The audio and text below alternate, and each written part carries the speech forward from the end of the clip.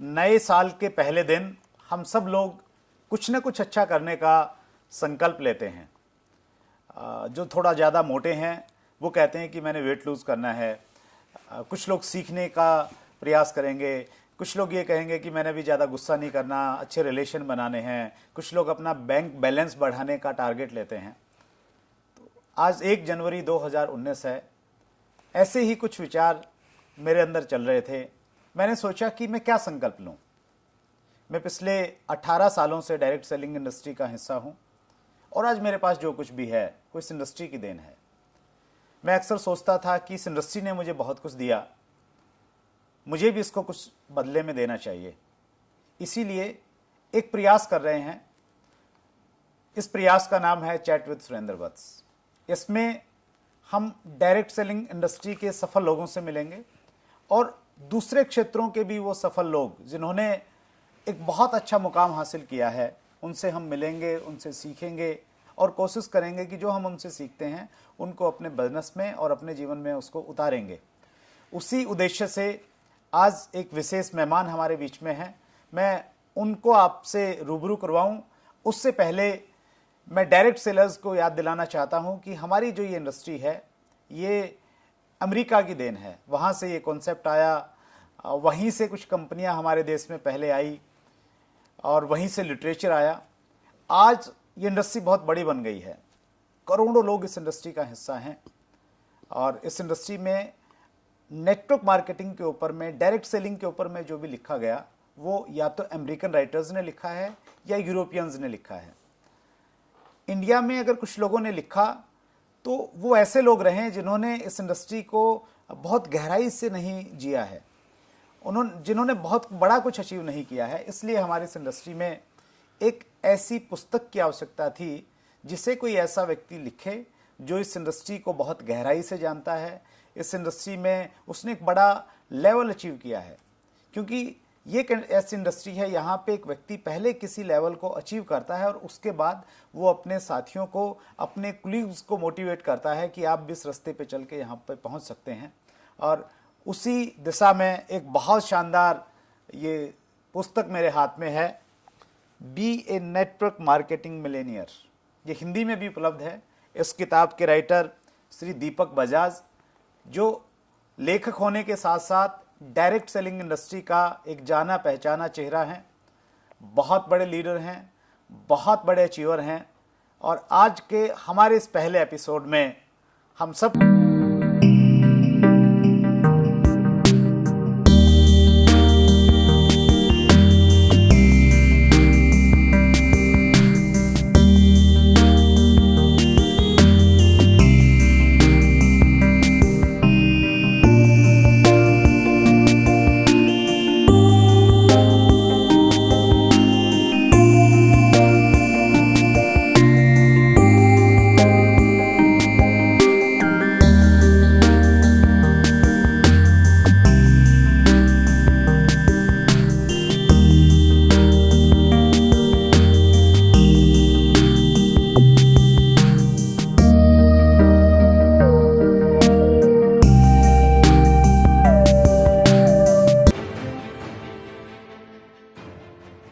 Thank you so much sir. स्वागत है दीपक बजाज जी, बहुत बहुत आपका। शुक्रिया।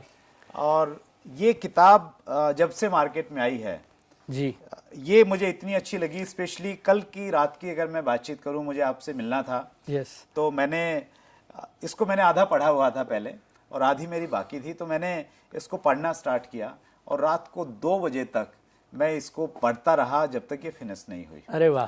तो इसने कल की मेरी नींद को हराम कर दिया था जब तक ये संपूर्ण नहीं हुई। और अक्सर हम लोगों को देखते हैं कि जब वो नावल पढ़ते हैं तो उसमें इतना इंटरेस्ट उनको आता है कि वो खाना पीना सब कुछ छोड़ देते हैं। तो मैंने पहली बार ऐसी कोई किताब देखी है जिसमें ज्ञान के साथ में रस है जो आपको बांधे रखता है।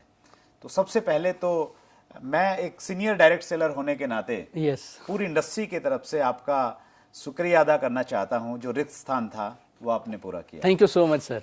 और हम जानना चाहेंगे कि ये आइडिया कैसे आपके दिमाग में आया कि एक किताब डायरेक्ट सेलिंग पे लिखनी चाहिए।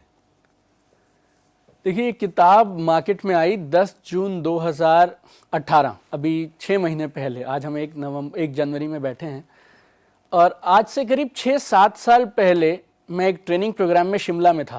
ओके। और एक पार्टिसिपेंट आए हमारे उस प्रोग्राम में और वो बोलते हैं कि नेटवर्क मार्केटिंग में ट्रेनिंग इतनी सिंपल और सरल हो कि उसे ना एक पेज में समराइज किया जा सके। कि क्या आप मुझे कोई एक पेज दे सकते हैं, उस एक पेज के ऊपर नेटवर्क मार्केटिंग का सार हो। तो मैंने उस दिन अपने, अभी मुझे 11 साल का एक्सपीरियंस है नेटवर्क मार्केटिंग में, तो उस दिन मैंने एक पेज के ऊपर में नेटवर्क मार्केटिंग को उतार दिया कि एक नए डिस्ट्रीब्यूटर को अगर ये एक पेज में दे दूं तो उसे उसके अलावा कुछ और जरूरत ना पड़े, तो उसकी समरी में दे दूं। बहुत बढ़िया। तो आप वो एक पेज मैंने बनाया और कई लोगों को उस पेज के माध्यम से मैंने नए डिस्ट्रीब्यूटर्स को ट्रेन किया। तो धीरे धीरे लोग क्या बोलने लगे सर कि ये जो एक पेज है ना सर, ये नेटवर्क मार्केटिंग का एक ग्रंथ जैसा बन सकता है। तो इस एक पेज को आप थोड़ा एक्सप्लेन करके लिख दीजिए। ये तो एक किताब का टेबल ऑफ कंटेंट जो पहला पेज है ना वो बन गया।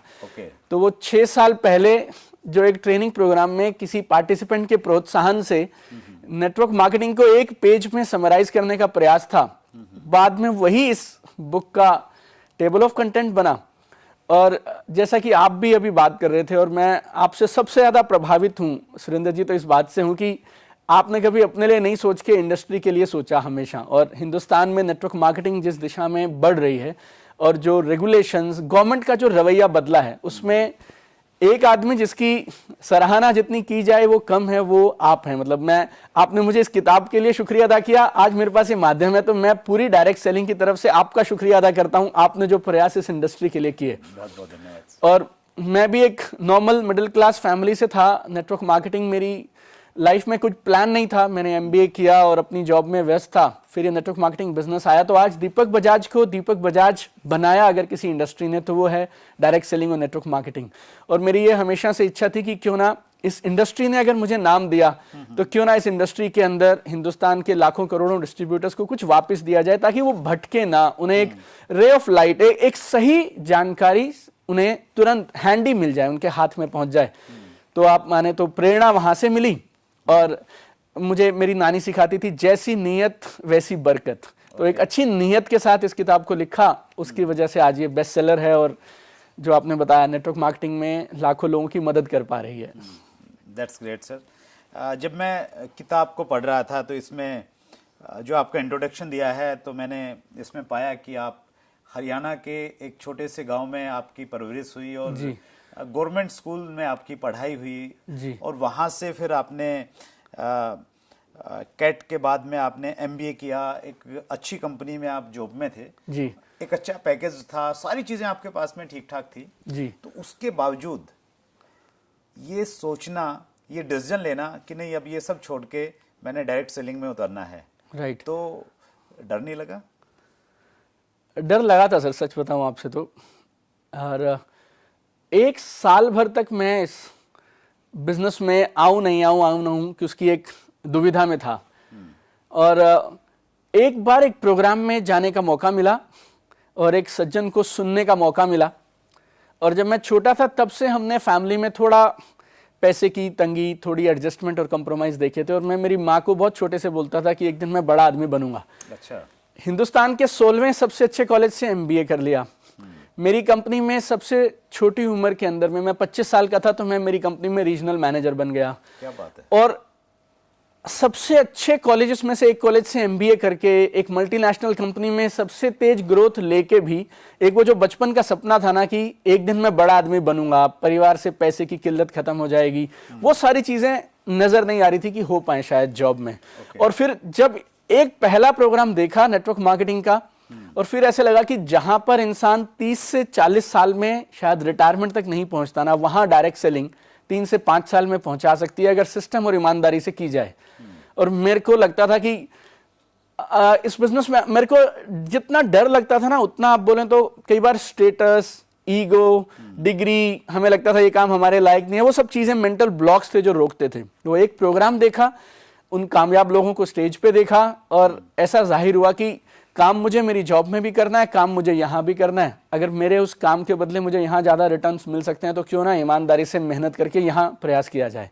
तो 3 महीने मेरे अपलाइन ने जैसा बोला, आंख बंद करके पूरे समर्पण के साथ उनके हिसाब से काम किया। 3 महीने में काम जब जमने लगा तो फिर मैंने जॉब रिजाइन करके फुल टाइम इसको एज ए करियर लेने का डिसीजन ले लिया। बहुत खूब सर।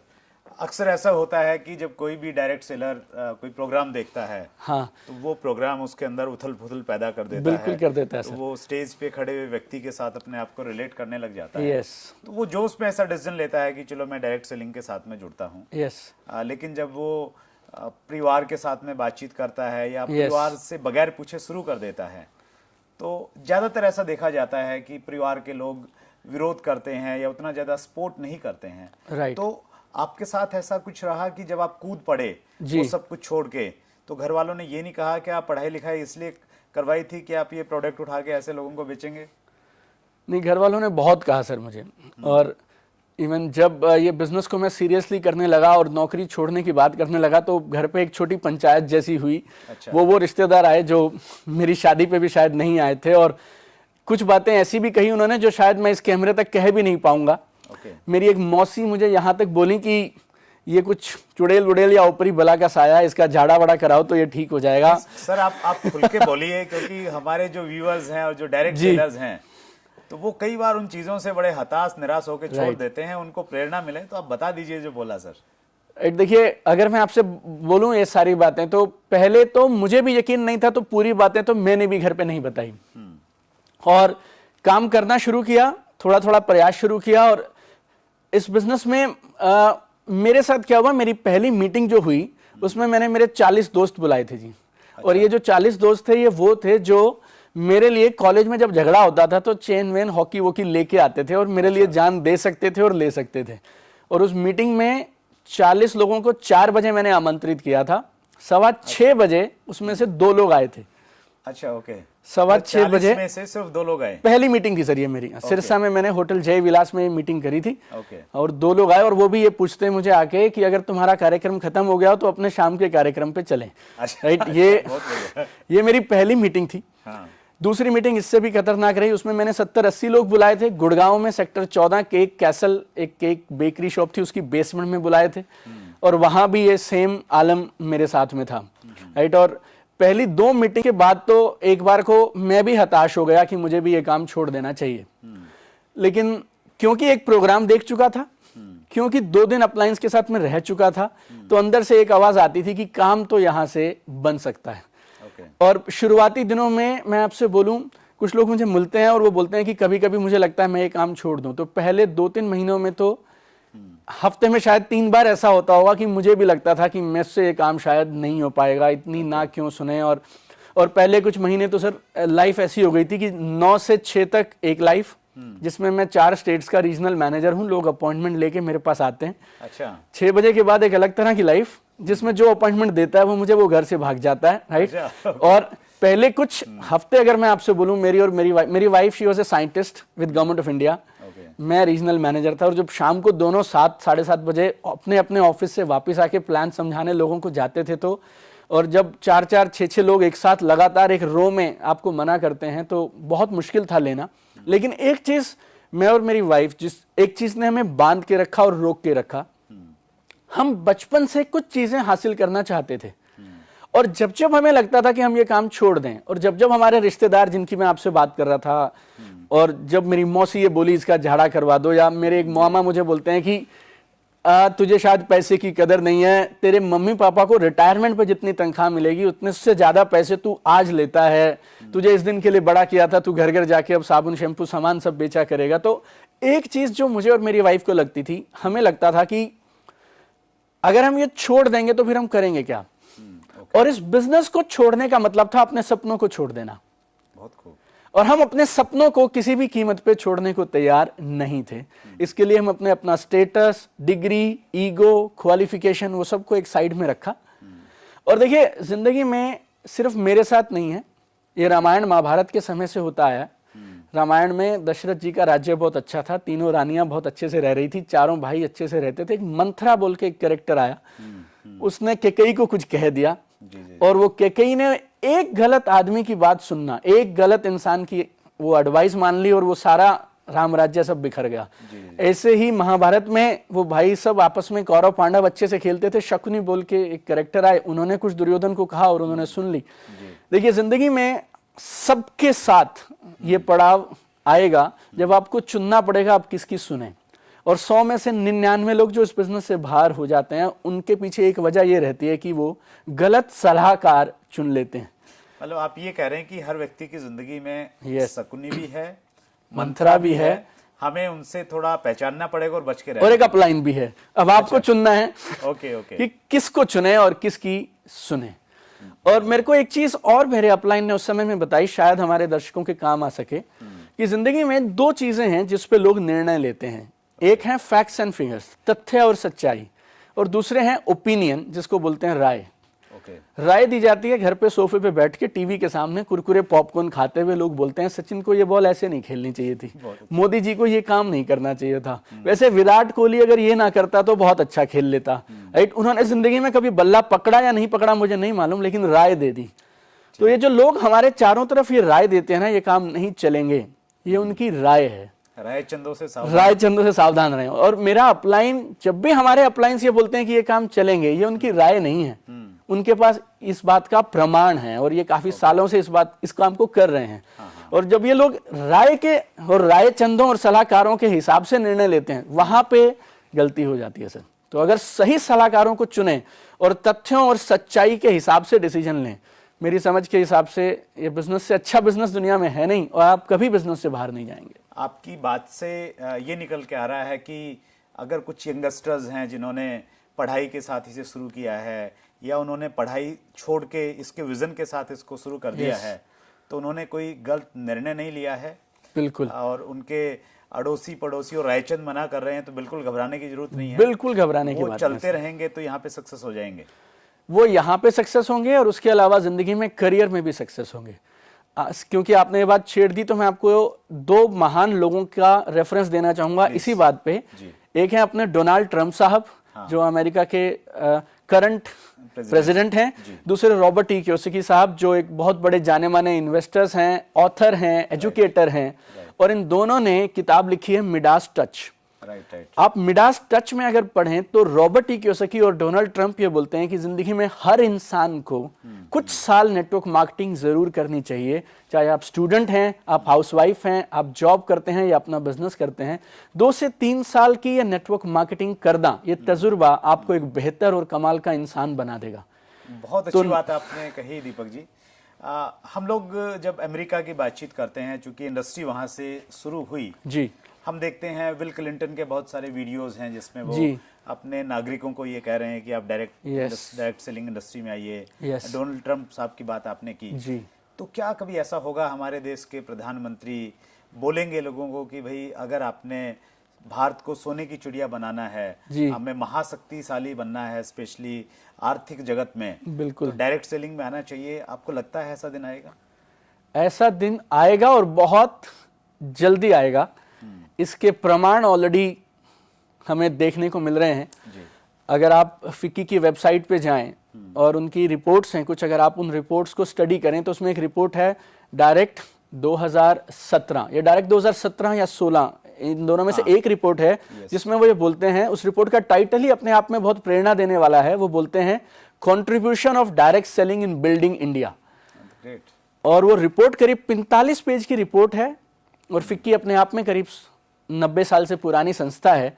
और अगर फिक्की ने इस रिपोर्ट को अपनी वेबसाइट पे 40 पेज की रिपोर्ट को रखा है, और उसमें ये साफ साफ आंकड़ों के साथ बताया गया है कि डायरेक्ट सेलिंग ने किस तरह से make in India, startup India, skill India, women empowerment और डिजिटल इंडिया, ये 5 गवर्नमेंट के प्रयासों को नेटवर्क मार्केटिंग और डायरेक्ट सेलिंग किस तरह से मदद कर रही है, वो अपने आप में काबिल तारीफ है। और जब फिक्की जैसी नामी संस्थाएं जो इंडस्ट्री के एक तरह से बोलिए इंडस्ट्री की आवाज हैं, they are called voice of the industry, right, अगर उनके वेबसाइट पर और उनके माध्यम से इतनी जबरदस्त रिपोर्ट्स पेश करी जा रही हैं, प्लस फिक्की और केपीएमजी की एक और रिपोर्ट है जो डायरेक्ट 2016 में थी, और वो बोल रहे हैं कि 2025 आते तक हिंदुस्तान में 1,80,00,000 लोग डायरेक्ट सेलिंग करेंगे।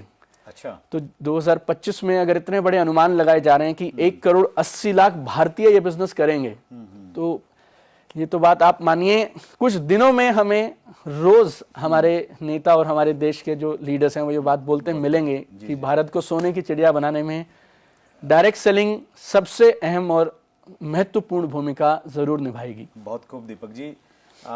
फिक्की से मैं बहुत क्लोजली जुड़ा हूँ। फिक्की ने एक बॉडी बनाई है, FICCI direct selling force. FICCI direct selling force, वो उसमें एसोसिएशंस हैं, इंडस्ट्री के लोग हैं और डिपार्टमेंट के लोगों को वो लोग उसमें आमंत्रित करते हैं। तो मेरा सौभाग्य है कि मुझे भी उसमें जाने का और पार्टिसिपेट करने का मौका मिलता है। और आज जो गाइडलाइन आई हैं और गाइडलाइन के आने के बाद में जो हमारे यहाँ कंज्यूमर प्रोटेक्शन एक्ट है उसमें अमेंडमेंट की बातचीत चल रही है। तो इसमें फिक्की जैसी और जो दूसरी ऑर्गेनाइजेशंस हैं, IDSA है, FDSA है, तो इनका बहुत बड़ा योगदान है और ये संस्थाएं आपस में काम कर रही हैं। हम उम्मीद करते हैं कि एक दिन ऐसा आएगा कि हमारे प्रधानमंत्री इस बारे में बोलेंगे, जरूर बोलेंगे। लेकिन इस विजन के साथ आज हमें काम करना चाहिए 100%। अगर हम ये उम्मीद करते रहेंगे कि जब वो बोलेंगे तब हम करेंगे तो शायद हमें बहुत ज्यादा कुछ उस समय शायद नहीं मिलेगा जो आज हमें मिल सकता है। बहुत खूब। एक मैं नेक्स्ट पड़ाव पे मैं अपनी बातचीत को लेके जाता हूँ दीपक जी। आज के टाइम में जब डायरेक्ट सेलिंग की बातचीत करते हैं, न्यूज़पेपर में भी आता है और बहुत सारे लोग मानते हैं कि आने वाले टाइम का बिजनेस है जी, लेकिन जब एक नया व्यक्ति डायरेक्ट सेलिंग चुनने जाता है कि मुझे किस कंपनी के साथ में जाना है, हालांकि गाइडलाइंस हैं, वो गाइडलाइन को चेक कर सकता है कि ये कंपनी इस गाइडलाइंस को फॉलो कर रही है या नहीं कर रही है, लेकिन उसे उतनी जानकारी नहीं होती आरंभ में। राइट। एक व्यक्ति को अगर सही कंपनी चुनना है जी, तो वो किन चीज़ों का ध्यान रखे? क्या, हालांकि किताब में आपने बड़ी बखूबी इस चीज़ को कवर किया है, तो मैं चाहूँगा कि हमारे व्यूअर्स के सामने आप संक्षेप में इस चीज़ को बताएं कि एक अच्छी कंपनी मतलब क्या क्या चेक किया जाए। देखिए, अगर एक सिंपल और सरल सा हम फ्रेमवर्क रखें, क्योंकि जो भी आदमी या जो भी डिस्ट्रीब्यूटर किसी के पास जाएगा वो अपनी कंपनी को ही बेहतर बताएगा, राइट। और ये समस्या आती है कि अब मैं किसकी बात सुनूं। तो अगर हमारे पास एक फ्रेमवर्क हो जाए, एक यूनिवर्सल फ्रेमवर्क बन जाए, तो हम उसमें आकलन कर सकते हैं कि कौन सी कंपनी करनी चाहिए, किसमें फ्यूचर ब्राइट है, राइट। तो 4 चीजें अगर आप किसी भी एक कंपनी में देख लें, कोई भी अगर उन 4 कंपनी, इन चारों को मैं ऐसा बोलता हूं, ये 4 स्तंभ हैं जिसपे एक डायरेक्ट सेलिंग कंपनी की नींव है। ये चारों स्तंभ, इस पे एक कंपनी खड़ी है। अगर ये चारों स्तंभ मजबूत रहेंगे तो कंपनी पीढ़ी दर पीढ़ी तक रहेगी और डिस्ट्रीब्यूटर्स अपने वो सारे सपने पूरे कर पाएंगे जो सोचकर वो डायरेक्ट सेलिंग चुनते हैं। तो इन चारों स्तंभ को अगर मैं आपसे एक एक करके बताऊं, तो पहला है कंपनी की क्रेडिबिलिटी और कंपनी का ट्रैक रिकॉर्ड। कंपनी की क्रेडिबिलिटी और ट्रैक रिकॉर्ड बोले तो डायरेक्टर्स कौन है, क्या करते थे, कितनी पुरानी कंपनी है, रजिस्ट्रेशंस वगैरह सब पूरे हैं कि नहीं, सरकार के द्वारा ये कंपनी मान्यता प्राप्त है या नहीं। और अब जब से FDSA हमारे साथ है, IDSA हमारे साथ है, तो ये बहुत एक सिंपल एक छोटी सी चीज अगर हम चेक कर लें, कम से कम वो कंपनी FDSA और IDSA जैसी संस्थाओं से मान्यता प्राप्त कंपनी हो, उनकी मेंबर हो, राइट। तो ये कंपनी की क्रेडिबिलिटी और ट्रैक रिकॉर्ड सबसे जरूरी। नंबर 2, कंपनी के पास में अच्छे प्रोडक्ट्स और सर्विसेज होने चाहिए। अच्छा। और अगर मैं एक लाइन में आपसे बोलूं कि अच्छे प्रोडक्ट और सर्विस में किसे बोलता हूं, ऐसे प्रोडक्ट्स और सर्विसेज जिनको बिना नेटवर्क मार्केटिंग का प्लान अपॉर्चुनिटी बताए भी बेचा जा सके, राइट। मैंने साइड कर दिया कि नेटवर्क मार्केटिंग है, प्लान है, प्रोडक्ट अपने आप में इतना शानदार हो और उस रेट पे उपलब्ध हो कि आम आदमी अपनी जरूरतों के लिए वैसे भी उसको खरीद ले। ऐसे प्रोडक्ट और services, product value for money होना चाहिए। यस, क्योंकि बहुत सारी कंपनीज, क्योंकि हिंदुस्तान में इंडस्ट्री बूम कर रही है, तो बहुत सारी नकली कंपनीज डमी प्रोडक्ट्स दिखा देती हैं। वो प्रोडक्ट में ना तो कुछ वैल्यू है, ना आप उसे अदरवाइज उसके 1/10 कॉस्ट पे भी, 10वें हिस्से की कॉस्ट में भी उसको नहीं खरीदेंगे। लेकिन क्योंकि सरकार की गाइडलाइंस है, उन्हें पूरा करने के लिए कई बार कंपनीज एक पर्दा जैसा दिखाती हैं, डमी प्रोडक्ट्स। तो वैल्यू फॉर मनी अगर हम चेक कर लें तो वो प्रोडक्ट्स और सर्विसेज, ये दूसरा स्तंभ हो गया। सही सर, मैं एक चीज इसी पॉइंट में और ऐड करूंगा, आप अपने पॉइंट्स कवर करेंगे। जो गाइडलाइंस हैं सेंट्रल गवर्नमेंट के द्वारा जो इशू की गई है, उसमें भी बहुत साफ साफ लिखा गया है कि कंपनी जो प्रोडक्ट अवेलेबल करवा रही है, जो सर्विस दे रही है, वो वैल्यू फॉर मनी होनी चाहिए। अगर वो वैल्यू फॉर मनी का प्रोडक्ट नहीं है, तो इट मींस वो गाइडलाइंस को फॉलो नहीं कर रहा है। बहुत बढ़िया सर। तो पहला हुआ कंपनी की क्रेडिबिलिटी और ट्रैक रिकॉर्ड, दूसरा हुआ कंपनी के प्रोडक्ट्स और सर्विसेज, तीसरा कंपनी का जो इनकम प्लान है, वो भी बेहतरीन इनकम प्लान हो और गवर्नमेंट की गाइडलाइंस के साथ में इनकम प्लान हो।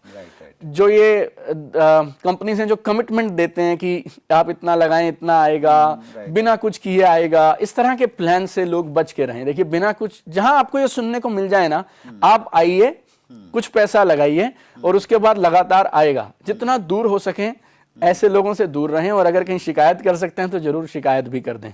राइट, तो कंपनी की क्रेडिबिलिटी और ट्रैक रिकॉर्ड, अच्छे value for money products and services, company का अच्छा इनकम प्लान हो जो सस्टेनेबल हो, और वो ना जो पैसा आपको कंपनी दे रही है उसका एक सोर्स होना चाहिए। रेवेन्यू जनरेशन हो कहां से रहा है, प्रोडक्ट की सेल होगी, उसमें से ही कंपनी कोई मार्जिन दे सकती है। जहां पे आपको ऐसा दिखे कि कुछ भी नहीं बेचना, बस आप आइए और हो जाएगा, आप समझिए वहां कुछ ना कुछ तो गड़बड़ है। राइट, तो एक रेवेन्यू जनरेशन मॉडल हो, राइट, प्रोडक्ट की सेल के बाद पैसा आता हो, राइट, वो अच्छा मैं मानूंगा, वो इनकम प्लान अच्छे हैं। और चौथा, एक अच्छी कंपनी के पास एक अच्छा एजुकेशन सिस्टम हो, तो आप जिन भी अपलायंस के साथ में जुड़ रहे हैं, जो आपके सीनियर्स हैं, स्पॉन्सर्स हैं, उनके पास भी एक प्रूवन तरीका हो, काम कैसे किया जाए, काम को कैसे आगे बढ़ाया जाए। आपको कुछ टूल्स वूल्स ब्रोशर्स वगैरह कुछ कंपनी दे दे, ताकि आप अपनी नौकरी या अपनी दुकान के साथ, स्टूडेंट्स हैं तो साथ साथ कर पाएं इसको। तो ये चारों चीज़ें अगर ठोस रहेंगी तो वो कंपनी के साथ आंख मूंद करके अच्छा समय है हिंदुस्तान में आज शुरू करने का, जरूर करना चाहिए। बढ़िया सर, आपने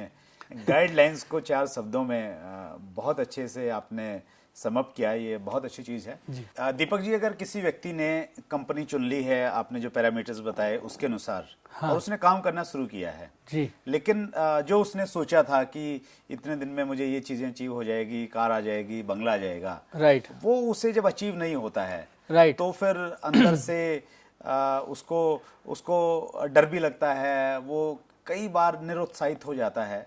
तो ऐसी स्थिति को कैसे फेस किया जाए? देखिए, मैं आपको अब इसका 2 जवाब देता हूं। पहले तो ऐसा कुछ करें कि ऐसी स्थिति आए ना। अच्छा। और दूसरा, अगर ये आ जाए तो फिर क्या किया जाए। देखिए, अगर मैं आपसे पहली बात करूं तो आप नॉर्मली किसी भी आदमी को ये बिजनेस, कोई भी और ट्रेडिशनल बिजनेस जब कोई करता है, मान लीजिए उसने एक दुकान खोली, तो उसमें 20, 30, 50 लाख रुपए लगाते हैं, इंफ्रास्ट्रक्चर पूरा सेटअप करते हैं, स्टाफ रखेंगे, स्टॉक रखेंगे, वर्किंग कैपिटल, ये सब आएगा। और अगर उस बिजनेस में वो शख्स 2-3 साल में कामयाब हो गए, जमा लिया उन्होंने काम, प्रॉफिट आने लगा, तो इसको लोग नॉर्मल बोलते हैं। और लोगों को लगता है पहले 6-8 महीने तो जी सीखने में लगते हैं, राइट, और लाखों रुपए लगा के सीखने में लगते हैं, राइट। उसके बाद धीरे धीरे नो प्रॉफिट नो लॉस, और धीरे धीरे फिर प्रॉफिट आएगा। नॉर्मल ट्रेडिशनल दुकानदारी में और बिजनेस में 2 से 3 साल में सेट होने को लोग अच्छा मानते हैं, और लोगों को ऐसी उम्मीद है कि ये बहुत अच्छी चीज है। हम जब वो डायरेक्ट सेलिंग में आते हैं तो लोगों को ऐसा लगता है कुछ हफ्तों में, 3 मीटिंग में, 2 दिन में, आधा प्रोग्राम अटेंड करके कामयाबी मिलनी चाहिए। तो ये जो है ना, starting business with unrealistic expectation, ये जड़ है इस समस्या का, कि लोग गलत उम्मीदों के साथ इस बिजनेस को शुरू करते हैं। देखिए, ये लॉटरी नहीं है, स्कीम नहीं है, रातों रात अमीर होने का कोई टिकट नहीं है ये, राइट। ये एक प्रॉपर ट्रेडिशनल बिजनेस जैसा एक ठोस बिजनेस है जो आप पीढ़ी दर पीढ़ी दे के जाएंगे अपने बच्चों को। और अगर इतनी शानदार इमारत आपको बनानी है तो उसकी बुनियाद तो देखिए आपको रखनी पड़ेगी, और कुछ समय तो लगेगा ही। इसको हम यूं समझे कि अगर कोई व्यक्ति जी आपको प्रलोभन दे रहा है, किसी व्यक्ति को प्रलोभन दे रहा है कि जी आप आ जाइए, 2 महीने में ये हो जाएगा, 3 महीने में ये कुछ बन जाएगा, तो ऐसे लोगों की बातें में नहीं आए, मतलब वो सही नहीं बोल रहा है। 100% सर, ऐसा कोई लोग बोल रहे हैं तो आप दूर रहिए। और अगर कंपनी ओवरऑल अच्छी है और कोई आदमी ऐसी बातें कर रहा है, तो फिर आप ये समझिएगा कि कंपनी बढ़िया है, प्लान और प्रोडक्ट और ये सब अच्छा है, लेकिन समय लगेगा, राइट। और इस एक्सपेक्टेशन से जब आप शुरू करेंगे, तो फिर आपको ये तकलीफ नहीं आएगी कि ये जमा क्यों नहीं, जमा क्यों। आप नौकरी के लिए भी तो एक इंजीनियर देखिए 4 साल की बीटेक करेगा, उसके बाद 2 साल एमटेक करेगा, और उसके बाद कहीं 20, 30, 40 हजार रुपए मिलते हैं। यहाँ इस बिजनेस में कम से कम आप नौकरी के साथ, दुकान के साथ साथ करीब 6-9 महीने बने रहिए, सीखिए, और जब आप सीख के करेंगे तो अपने आप काम चल जाएगा। एक व्यक्ति ने प्लान तो किया कि चलो ठीक है, मैं पेशेंस रखता हूँ, काम किया, लेकिन उसके बावजूद भी रिजल्ट नहीं मिलते सम टाइम जी, तो उस स्थिति को फेस कैसे किया जाए? देखिए, वो जिंदगी में किधर भी हो सकता है सर, सिर्फ ऐसा नहीं कि नेटवर्क मार्केटिंग में हो सकता है, राइट। हर बिजनेसेस में अप एंड डाउन आते हैं, राइट। जो आज से 10 साल पहले कंप्यूटर हार्डवेयर की ट्रेड के अंदर में जो मार्जिन थे, आज अगर मार्जिन आप कंपेयर करें तो कोई कंपैरिजन ही नहीं है। आज जब मोबाइल्स आए थे तो एक एक मोबाइल पे शायद 2-2 हज़ार रुपए बचते थे, आज 200 रुपए के अंदर में मोबाइल का मार्जिन आ गया सर। तो हर इंडस्ट्री में टफ टाइम आता है, but tough times never last, tough people do last. I mean ये समय है, परीक्षा का समय है, और हर कामयाब इंसान परीक्षा के दौर से गुजरता है। आपने अपने समय में परीक्षा दी होगी, मैं मेरे समय में परीक्षा से निकला हूँ। मतलब मैंने भी एक ऐसा समय देखा था जब करीब 9 महीने का समय मुझे याद है, अक्टूबर नवंबर 2008 से और अगस्त 2007 से अगस्त 2008 तक का समय था। एक 9 महीने, मतलब मेरे पास में एवरेज क्वार्टरली बैलेंस जो 5,000 रुपये का रखना होता है वो मेरे अकाउंट में कभी नहीं रहे। राइट। और मेरे क्रेडिट कार्ड ऊपर तक फुल थे, मेरी गाड़ी का इंश्योरेंस तक मैं नहीं करवा पाया था, और महीने में 20 दिन मैं रात को ट्रैवल करता था, और इसलिए करता था क्योंकि होटल में रुकने के पैसे नहीं थे। राइट। लेकिन वो समय से जब आप निकलेंगे, उसके बाद सबके लिए भगवान ने एक शानदार फ्यूचर प्लान करके रखा है। तो हौसला रखें, वो एक टेस्टिंग का समय है। राइट। कई बार जब मैं कई दिनों तक मुझे कुछ नहीं मिलता था ना, और मैं घर रात को लौटता था तो मेरी वाइफ पूछती थी कैसा रहा आज का दिन, तो मैं उसे बोलता था today was a character building day. अच्छा, आज चरित्र निर्माण का दिन था। और वो समझ जाती थी कि आज इसे पैसे नहीं मिले, लेकिन आज ये अपने विजन और अपने ड्रीम के लिए मेहनत करके आया है। तो मैंने भी कैरेक्टर बिल्डिंग डेज देखे हैं, आपने भी देखे हैं, और अब लोगों की बारी है। अगर बहुत अच्छी आपने बातचीत की। एक बहुत बड़ा नाम है हमारी इंडस्ट्री में, अभी वो इस दुनिया में नहीं है, लेट श्री सतीश पंडित। तो उनकी बहुत सारी ऑडियो वीडियोस यूट्यूब पे अवेलेबल हैं। तो मैंने उनको सुना, वो ये कहते हैं कि अगर आपको संघर्ष करना पड़ रहा है, दूसरे लोगों से ज़्यादा टाइम लग रहा है अचीवमेंट में और अपना लेवल प्राप्त करने में, तो जिस दिन आपका सम्मान किया जाएगा, और जब आप स्टेज से बोलेंगे कि मैंने इतनी मेहनत की, इतने दिन लग गए मुझे यहाँ तक पहुँचने में, मेरे पास फाइनेंशियली ये सिचुएशन थी, घर वालों ने ये विरोध किया, लेकिन मैंने हिम्मत नहीं हारी, इसलिए यहाँ पे हूँ। तो कहते हैं कि सबसे ज्यादा तालियां उसी के लिए बजेंगी, सबसे ज्यादा ऑटोग्राफ उसी से लिए जाएंगे। तो हम ये माने इस चीज को कि अगर संघर्ष हो रहा है तो ये मान के चलें सम्मान भी बड़ा होगा। 100% सर, 100% सर। रतन टाटा साहब ने एक बार किसी इंटरव्यू में कहा था कि ईसीजी जो है, जो हमारे हार्ट की सिचुएशन बताती है, उसमें लाइन अगर ऊपर नीचे हो रही है तो समझ लो आदमी जिंदा है। जैसे वो लाइन स्ट्रेट हो गई तो समझिए कुछ नहीं बचा। तो लाइफ में चैलेंजेस आएंगे, बट हमेशा विश्वास रखें कि सक्सेस में be delayed but success will not be denied. I mean एक दिन कालियों का शोर तालियों की गूंज में बदलेगा, लेकिन उस एक दिन का बस हमें इंतजार करना है और उसके लिए तपस्या जारी रखनी है। चलिए, बहुत खूब सर। आपकी जो बुक है, वैसे तो इसका हर एक लाइन, हर एक पॉइंट बहुत अल्टीमेट है। इसमें जो सेकंड आपका चैप्टर है, principles to give foundation to your business जी, इसमें आपने 20 पॉइंट बताए हैं। हर पॉइंट बहुत लाजवाब है, लेकिन आजकल थोड़ा फास्ट जमाना है, स्पेशली यूट्यूब के जो हमारे व्यूअर्स हैं, राइट, तो उनके पास में टाइम बिल्कुल नहीं रहता। बिल्कुल। तो मैं ये चाहता हूँ इन 20 पॉइंट्स में से 3 ऐसे पॉइंट जो आपको लगता है कि ये बहुत इंपॉर्टेंट हैं जी, वो आप प्लीज शेयर कीजिए। राइट। देखिए, वैसे तो ये 20 के 20 जरूरी हैं, लेकिन अगर आप मुझसे पहले 3 पूछें तो मैं पहली बात बोलूंगा कि सिस्टम से काम करें। राइट। और मैंने एक शब्द इस्तेमाल किया इस किताब में भी कि 100% सबमिशन टू द सिस्टम। बोले तो सिस्टम को समर्पित हो जाएं। राइट। इंसान बड़ा नहीं है, सिस्टम बड़ा है। कई बार मैं लोगों को एक उदाहरण देता हूं कि एक होता है थर्मोमीटर, एक होता है थर्मोस्टैट। अब ये थर्मोमीटर क्या कर सकता है? थर्मोमीटर बता सकता है कि टेम्परेचर कितना है, लेकिन टेम्परेचर को ये बदल नहीं सकता है, कंट्रोल नहीं कर सकता है। थर्मोस्टैट ये वाला काम कर सकता है।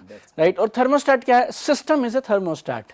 राइट। तो डॉक्टर आप बने, आप डॉक्टर हैं तो उसका अपना तरीका है काम करने का, लॉयर का अपना है, सीए का अपना है, वकील का अपना है, और नेटवर्क मार्केटिंग और डायरेक्ट सेलिंग का अपना है। तो आप जिस भी बैकग्राउंड से आए हैं, उस बैकग्राउंड को एक बार परे रख के नेटवर्क मार्केटिंग के स्टूडेंट बन जाएं। और पहला प्रिंसिपल अगर मैं आपसे कहूं तो सिर्फ एक ही है कि नेटवर्क मार्केटिंग के सिस्टम को सरेंडर करके नेटवर्क मार्केटिंग के सिस्टम के हिसाब से काम करें। मतलब मैं अगर एक डॉक्टर हूं तो डॉक्टर वाली जो पढ़ाई और जो मैंने सीखा है, हाँ, उसको छोड़ के, उसको परे रख के, हाँ जी, तो काम करना है। 100% सर होगा। दूसरा अगर मैं आपसे बोलूं तो प्रोग्राम्स और इवेंट्स जो हैं वो इस बिजनेस की क्या बोलूँ मैं आपसे, ऑक्सीजन आप समझिए। ये बिजनेस सिर्फ प्रोग्राम टू प्रोग्राम चलता है। अच्छा। तो आप जिंदगी में बाकी सब करें, प्रोग्राम्स मिस ना करें। अच्छा, meetings, meetings, function, seminars, trainings, ये आप समझिए हमारी लाइफ लाइन है इस बिजनेस की। तो जो मैं कई बार आपसे अगर खुले शब्दों में बोलूं तो जो हॉल में है वो बिजनेस में है। That's great. राइट, आप ट्यूशन कितनी अच्छी पढ़ लो लेकिन स्कूल छोड़ के नहीं पढ़ सकते। लेकिन प्रॉब्लम ये है सर, हॉल में लाए कैसे लोगों को? उसके तरीके किताब में लिखे हैं। अच्छा, उसके लिए इसको पढ़ना पड़ेगा। राइट, तो ये दूसरी बात सर। और तीसरी मैं बोलूंगा, ये ना बिजनेस में एक शख्स है जो हमेशा आपका भला चाहता है। वो हो सकता है आपसे उम्र में छोटा हो सकता है फाइनेंशियल पोजीशन में आपसे छोटा हो सकता है तजुर्बे में छोटा हो, उसकी बात आप जरूर माने, और वो है आपके अपलाइन। अच्छा। राइट, तो अपलाइन एक ऐसा शख्स है जो इस बिजनेस में कभी आपका बुरा नहीं चाहेगा। तो आप जहां भी हैं, जिस भी पोजीशन में हैं, एक आदमी के साथ कांस्टेंट टच में रहें और कांस्टेंट सबमिशन में रहें, वो है आपके अपलाइन। तो ये तीन चीजें अगर आप प्रिंसिपल्स रखेंगे, राइट, 100% सिस्टम को फॉलो करें, प्रोग्राम्स में बने रहें, सब प्रोग्राम्स में बिना शर्त के बने रहें, और तीसरा अपलाइन के साथ में पूरा समर्पण में और पूरे कांस्टेंट कम्युनिकेशन में रहें, तो अच्छे मजबूत बिजनेस बनाया जा सकता है बुनियाद के साथ। बहुत खूब सर, बहुत सारी चीज़ें आपने बताई। दीपक जी, इस इंडस्ट्री में लोग जब कामयाब हो जाते हैं, उनको अचीवमेंट मिल जाती है, लोगों का प्यार मिलता है, तालियां मिलती हैं, लोग लाइन में लग के उनसे ऑटोग्राफ लेते हैं। हाँ, तो ऐसी टाइम में हम देखते हैं कि बहुत सारे लोगों का एटीट्यूड चेंज हो जाता है। राइट, वो जो कामयाबी का नशा सिर पे चढ़ता है, राइट, तो उसको कैसे कंट्रोल किया जाए? उसको कैसे कंट्रोल किया जाए? देखिए, मैंने बहुत सारे लोगों को इस बिजनेस में, टॉप लीडर्स को जो देखा है, तो मैंने 2-3 चीजें उनमें खास देखी हैं। एक तो ना, जो इस बिजनेस के बेसिक्स है ना, उन्हें लगातार करते रहिए। अच्छा, ठीक है। लगातार करते रहिए। राइट, जैसे स्विमिंग है, आप तब तक तैरते रहेंगे जब तक आप हाथ पैर चलाते रहेंगे। राइट, तो जैसे ही जिस वजह से तैर रहे हो, अगर वो काम करना ही बंद कर दोगे तो फिर डूब जाओगे। तो इस बिजनेस के बेसिक्स में अगर आप बने हैं ना, किसी भी लेवल पे पहुंच जाए, Yes. बेसिक्स को नहीं छोड़ना है। देखिए, जब आप बेसिक्स करते हैं ना, तो आप एक डिस्ट्रीब्यूटर की रियलिटी को दोबारा जीते हैं। Right, right. फिर आपको दर्द महसूस होता है कि यार वो एक सेल कितनी मुश्किल से आती है, वो एक रीपरचेज का ऑर्डर कितना कठिनाई से आता है, वो धूप में जब एक आदमी बुला लेता है आपको और 2 घंटे इंतजार करना पड़ता है ना, तो फिर ना, जैसे ये कहना बहुत आसान और सरल है कि जी आप ना अपने अतीत को मत भूलिए, लेकिन अगर आप कुछ ऐसी प्रैक्टिसेस रखेंगे ना जिससे अतीत ना भूलें, तो वो ज्यादा बेटर है। राइट, विल पावर पे भरोसा मत करिए, राइट प्रैक्टिसेस पे भरोसा करिए। और राइट प्रैक्टिस बहुत सिंपल और सरल है, किसी भी लेवल पे चले जाओ, प्लान दिखाना, प्रोडक्ट्स की बात करना, ये मत भूलिए। अगर आप ये नहीं भूलेंगे तो आपको मालूम चल जाएगा आप खुद कहां से आए थे। और वो जो आदमी एक 2-2 सेल लेके आ रहा है ना, फिर वो आप एरोगेंस से डील नहीं करेंगे, आप उसे सेल की रिस्पेक्ट करेंगे आप। तो जैसे ही हम इस जमीन से जुड़े रहेंगे तो, और बेसिक्स करते रहेंगे लगातार बार बार, चाहे थोड़े करें चाहे कम करें, तो ये सिर पे नहीं चढ़ेगा सर। फिर आप आदर भी करेंगे बिजनेस का भी, प्रोफेशन का भी और अपने अतीत का भी। बहुत खूब सर, बहुत सारी अच्छी बातें आपने बताई, अपना अनुभव शेयर किया। हमारे इस कार्यक्रम का एक हिस्सा होता है, जब हम कामयाब लोगों से मिलते हैं, उनसे ये जरूर पूछते हैं कि भाई आपकी ज़िंदगी में कुछ ऐसी घटनाएं, कुछ ऐसे इंसिडेंट रहे होंगे जो बड़े फनी रहे होंगे, आप उनको याद करते होंगे तो आपको अच्छा लगता होगा, आपके चेहरे पे मुस्कुराहट आ जाती होगी। तो ऐसा कुछ रहा होगा आपकी ज़िंदगी में?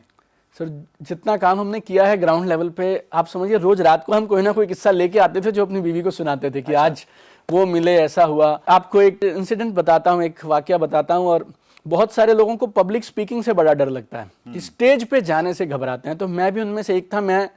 मेरी पूरी बॉडी कांपा करती थी, तो मुझे किसी ने समझाया कि ना तुम आईने के सामने खड़े होके और थोड़ा अपने आप को सेल्फ टॉक करो। अच्छा, राइट, कि भाई जैसे होटल में प्रोग्राम है और आप बाथरूम में जाके होटल के, तो ये बोलिए कि आज मैं कमाल करूंगा, मैं तैयार हूं इसके लिए, आज का प्रोग्राम कमाल का जाएगा, ये सब। अच्छा, तो जी मेरा पहला प्रोग्राम था और मुझे स्टेज पे जाना था, और मैं यही टेक्निक अप्लाई करने के लिए पहुंच गया। और मैं बाथरूम में पूरी ताकत के साथ ये बोलना मैंने चालू किया आईने के सामने की, अच्छा, दीपक बजाज तुम कमाल हो, तुम आज जो भी करोगे वो बेशुमार होगा और जब लाजवाब होगा, लोग तुम्हारी तारीफ करेंगे, कई लोगों की जिंदगी में परिवर्तन आएगा।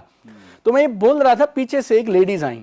अच्छा, वो कह रही है दीपक बजाज तुम आज कमाल करोगे, तुम कॉन्फिडेंट हो, सब कुछ बहुत शानदार है। अच्छा। लेकिन ये लेडीज टॉयलेट है। रियली? जी। अच्छा। तो वो नर्वसनेस इस कदर थी कि ये सारी जो बातें थी, मैं उस लेडीज टॉयलेट में था। अब भी कभी मैं किसी भी प्रोग्राम से पहले जब बाथरूम में एक लास्ट टॉयलेट में जाता हूँ तो वो आईने में खुद को देखता हूँ तो वो आवाज पीछे से आ जाती है और मैं चेक कर लेता हूँ कि मैं सही जगह पे हूँ या नहीं। बिल्कुल सही कहा। मुझे भी अच्छे से याद है कि जब मैं इस इंडस्ट्री में आया तो मैं अपने शहर का होस्ट था। तो होस्ट के नाते मुझे मेरी अपलाइन ने बताया कि भाई आपका ये काम है, आप प्रोग्राम की शुरुआत करवाओगे जी। और शुरुआत में अपना नाम बताओगे और जो मेन स्पीकर हैं उनको आप स्टेज पे इनवाइट करोगे। ओके। तो मैंने कहा सर मैं नहीं कर पाऊंगा। बोले 1-1.5 मिनट लगेगी सारी की सारी, तो ये बिल्कुल आसान है। मैंने कहा चलो ठीक है सर। तो मैंने सर रात को घर पे अपनी पत्नी को बोला, मैंने कहा मैं बोल रहा हूँ आप सुनो। और मैंने खूब रिहर्सल करी, मेरा नाम सुरेंद्र वत्स है और आज हमारे चीफ गेस्ट फला फला व्यक्ति हैं, आप तालियों के साथ उसका स्वागत कीजिए। मैंने कम से कम 50 बार उस लाइन को रिपीट किया जी। और स्टेज पे गया, पहला मेरा मौका था जिंदगी में। राइट। और जैसे ही मैं गया, माइक मेरे हाथ में दिया, मैं बिल्कुल ब्लैंक हो गया, मैं कुछ नहीं भूल पाया। और मेरे जो प्लाइन थे वो समझ गए, तो उन्होंने उस चीज़ को पकड़ा और वो स्टेज पे आए और मेरी पीठ थपथपाई और मेरे साथ में खड़े होके उन्होंने जो स्पीकर थे उनको स्टेज पे बुलाया। राइट। और मैं ये आपके साथ भी इस इंडस्ट्री का पार्ट है कि इस इंडस्ट्री का पार्ट मैंने ऐसे भी दिन देखे कि सामने 1 लाख लोग बैठे हैं। एक प्रोग्राम था जिसमें 1.5 लाख लोगों को हम लोगों ने एड्रेस किया। तो ये इस इंडस्ट्री का पार्ट है। बहुत खूब। और कोई ऐसी घटना जो आपको रोमांचित करती है और आपको ये लगा हो कि यार मेहनत तो ठीक है लेकिन ऐसी चीज़ें और ऐसी घटनाएं अगर हैं इस इंडस्ट्री में रहने की वजह से, तो ये काम नहीं छोड़ना चाहिए। सर मैं क्या बोलता हूँ, पहले जब आप हर घर में ना आपको कॉमेडी मिलेगी। यस। आप राइट एटीट्यूड के साथ जाइए, आपको कोई कॉमेडी सर्कल या कॉमेडी के सीरियल्स देखने की जरूरत नहीं पड़ेगी। राइट। मतलब लोगों के पास कुछ नहीं है लेकिन बोलेंगे बहुत कुछ। लाइक एक बार मैं किसी के घर पे गया और हम काफी देर से इंतजार कर रहे थे। उनकी वाइफ किचन में खाना बना रही है, छोटा बच्चा था और हमने हस्बैंड को प्लान दिखाना था। तो मैं और मेरे साथ एक एसोसिएट थे और हस्बैंड आए और बच्चा रोए जा रहा है, परेशान हो रहा है। मैं बोल रहा है मम्मी मुझे टीवी देखना है, कार्टून देखना है, कार्टून देखना है, कार्टून देखना है। और ये जो शख्स थे ये हमें 3 दिन से नहीं मिल रहे थे और ये बोल रहे थे मैं जिंदगी में बहुत कामयाब हूँ, मुझे बिजनेस की जरूरत नहीं है। Right. I am satisfied, we don't need this business. और अभी वो क्या है, वो बीवी खाना बना रही है, बच्चा जिद कर रहा है मम्मी मम्मी कार्टून देखना है, कार्टून देखना है। तो बीवी जैसे वो हस्बैंड आए और हम लोग बैठे हैं और बीवी देख के बोलती है भाई तू ना इसको देख ले, इसको मैं 8 साल से देख रही हूँ। ये रोज बोलता मैं जिंदगी में कमाल करूंगा, कुछ खास हो नहीं पाया, तो टीवी में मत देख, पापा को देख ले, यही कार्टून है। राइट। अब वो आदमी 3 दिन से जो हमें कह रहा था वो बेचारा घर जाके पहले पैसे दिया हम लोगों की, मैं आपके साथ शुरू करने को तैयार हूँ। अच्छा। बहुत खूब सर, बहुत सारी चीजें आपने शेयर की। और इस बिजनेस की खूबी मैं यही मानता हूँ कि एक ऐसा एक कंप्लीट पैकेज है। यस, सही बोला। नॉलेज भी है, इसमें फन भी है, इसमें मस्ती भी है। मैं आपके बारे में पढ़ रहा था कि आपने लगभग आधी दुनिया घूम ली है इस बिजनेस में आने के बाद में। तो ये सारी चीज़ें हैं। दोस्तों मेरा ये मानना है कि ये जो किताब है ये एक अल्टीमेट बुक है और मुझे इसको पढ़ के ये ऐसा लगा कि मुझे आज से 18 साल पहले मिल गई होती तो जो अचीवमेंट मैंने 10 साल में मिली शायद मैं 2 या 3 साल में ले लेता। ये बहुत ईमानदार प्रयास है दीपक बजाज जी का और ये अमेजोन पे भी अवेलेबल है, हिंदी इंग्लिश दोनों भाषाओं में उपलब्ध है। मेरी स्पेशल रिकमेंडेशन है, आप इसको जरूर पढ़िए। आपने बहुत सारा समय दिया Deepak ji, thank you so much. My pleasure. Deepak Bajaj एक कामयाब शख्सियत बहुत सारे क्षेत्रों में। दोस्तों आपको हमारा आज का ये पहला एपिसोड कैसा लगा उसके लिए हमें आपकी राय चाहिए। आप कमेंट बॉक्स में जाके जरूर बताइए। इस चैनल को सब्सक्राइब कीजिए और नीचे जो बेल आइकॉन आपको दिख रहा है उसको जरूर दबाइए ताकि नोटिफिकेशन आपके पास में आती रहे। और इस कार्यक्रम में आप किन लोगों को सुनना चाहते हैं, किन लोगों से रूबरू होना चाहते हैं, उनके नाम आप जरूर लिखिए नीचे कमेंट बॉक्स में जाके। हम प्रयास करेंगे कि वो लोग जिनको आप सुनना चाहते हैं हम आपसे रूबरू करवाएं। बहुत बहुत धन्यवाद।